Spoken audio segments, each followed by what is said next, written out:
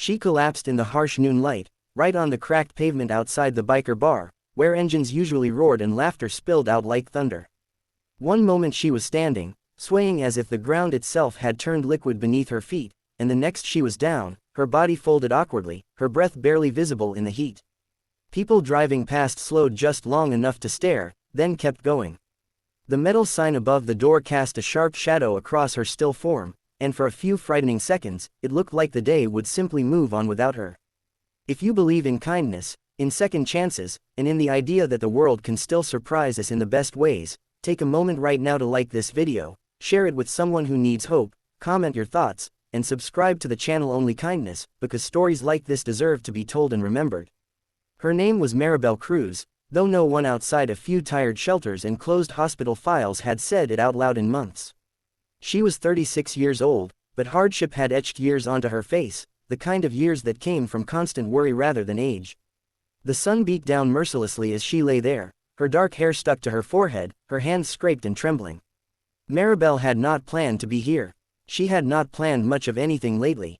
Hunger had become her clock, pain her calendar, and survival her only ambition. That morning, she had walked for hours through the city, her shoes worn thin, her vision blurring as her blood sugar dropped. When she saw the biker bar, she had not seen danger or noise or the reputation attached to it. She had seen shade, maybe water, maybe a wall to lean against for a moment before pushing herself onward. Inside the bar, the midday quiet was broken only by the low hum of a ceiling fan and the clink of glasses being stacked for later. The men and women there were not drinking yet. Daylight hours were for maintenance, planning, and the unglamorous work of keeping a place running. Among them was Rowan Hale, a broad-shouldered man in his early 40s with silver already threading through his dark beard. He had ridden with the Hells Angels for over 2 decades, long enough to know the weight of the patch on his back and the way people's eyes shifted when they saw it.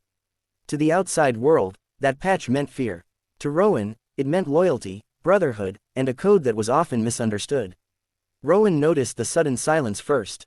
The kind of silence that settles when something is wrong. He looked toward the open door and saw a shape on the ground that did not belong there. At first, he thought someone had tripped, maybe a passerby too drunk too early. Then he saw that the body was not moving. He felt a familiar tightening in his chest, a memory stirring of another day, another collapse, years ago, when someone he loved had fallen and never gotten back up. Without hesitation, he stepped outside.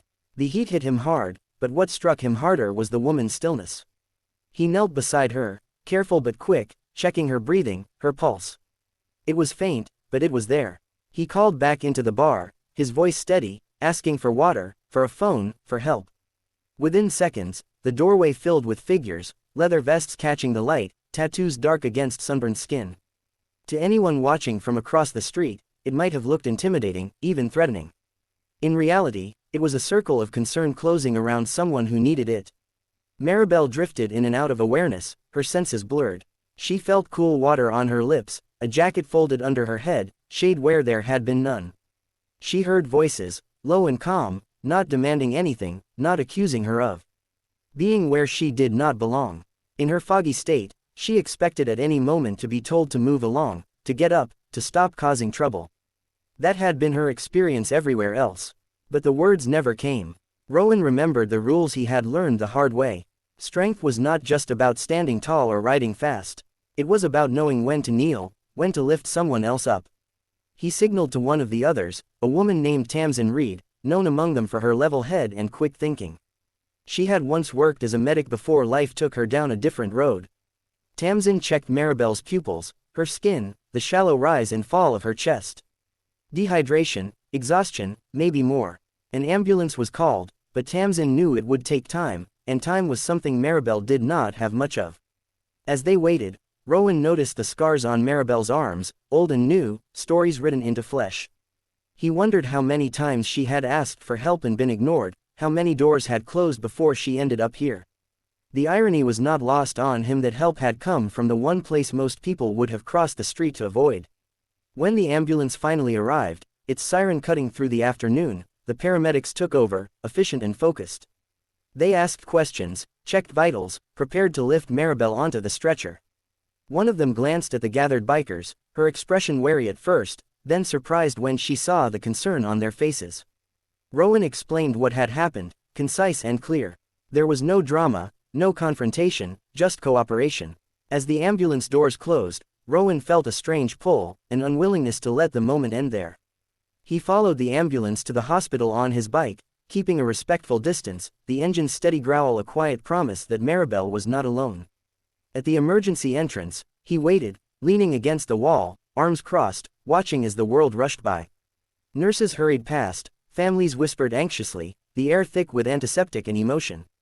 Hours passed. Rowan did not leave. Maribel woke in a hospital bed, the light softer here, filtered through blinds. A nurse noticed her stirring and smiled gently, explaining where she was, what had happened.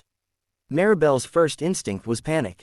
Hospitals meant bills, questions, judgment. She tried to sit up, her head spinning, her heart racing. The nurse assured her she was safe, that someone had stayed with her. Confused, Maribel asked who. When Rowan was allowed into the room, he removed his helmet, holding it under his arm, suddenly unsure of how he would be received. He kept his voice low, his posture non-threatening. He told her his name, that she had collapsed outside their place, that they wanted to make sure she was okay. Maribel studied him, taking in the leather vest folded over his arm, the weathered kindness in his eyes. It did not match the stories she had heard, the images her fear supplied. Tears welled before she could stop them, a release she had held back for too long. She told him pieces of her story in a halting way, not all at once. How she had lost her job after an injury, how medical debt had swallowed her savings, how one bad month had turned into a bad year. How shelters were full, how friends drifted away when she could no longer keep up appearances. She spoke without asking for anything, as if expecting that even this small kindness would come with an expiration date. Rowan listened. He did not interrupt, he did not offer platitudes. When she finished, he simply nodded, as if acknowledging something important and true. He told her she deserved better than the hand she had been dealt.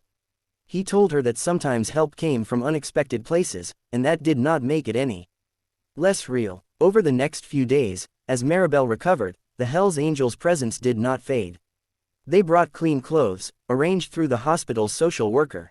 They coordinated with a local clinic to manage her health issues, paid for medications she could not afford. Tamsin visited, explaining things in plain language, making sure Maribel understood her treatment. No one asked for recognition. No one posted photos. This was not about image. It was about a person who had fallen and needed a hand. When Maribel was discharged, she did not step back onto the street. Rowan and the others had worked quietly with a community outreach center, one that trusted them because trust had been earned over time. A temporary room was secured, modest but safe, with a window that let in daylight. On the table was a bag of groceries, a list of appointments, a phone with contacts already programmed. It was not a miracle. It was something better. It was a foundation. Maribel stood in that small room, sunlight warming her face, and felt something unfamiliar settle in her chest. Hope. Fragile, tentative, but real. She thought back to the moment she had collapsed, to how easily the world could have kept moving. She thought of the leather-clad figures who had knelt beside her instead. The contrast was almost too much to hold. Days turned into weeks. Maribel attended her appointments, followed her treatment plan, started volunteering at the outreach center as a way to give back. She learned that many of the bikers had their own stories of falling and being lifted, of finding family where society expected only trouble. Rowan checked in occasionally, never hovering, always respectful of her space. Their connection was not one of obligation, but of shared humanity.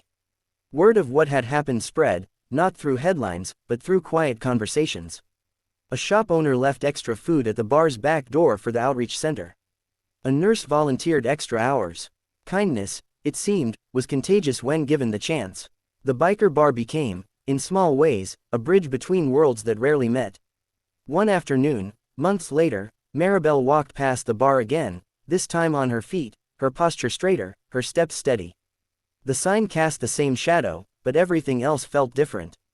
She did not go in. She did not need to. She smiled, a private acknowledgement of a turning point she would never forget. If this story has touched your heart, if it has reminded you that compassion can come from the most unexpected places, please take a moment to engage with this video, to like it, share it, and let others feel what you are feeling right now. And before we end, we have a special request for you.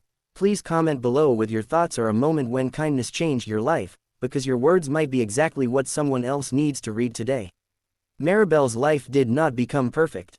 There were setbacks, hard days, moments when fear whispered that she might fall again. But she also carried something new within her, a certainty that even in her weakest moment, she had been seen. The Hell's Angels had not saved her with grand gestures or dramatic speeches. They had saved her with water in the heat, a jacket on the pavement, a phone call made without hesitation. In a world quick to judge and slow to care, that quiet humanity melted hearts not because it was flashy, but because it was real.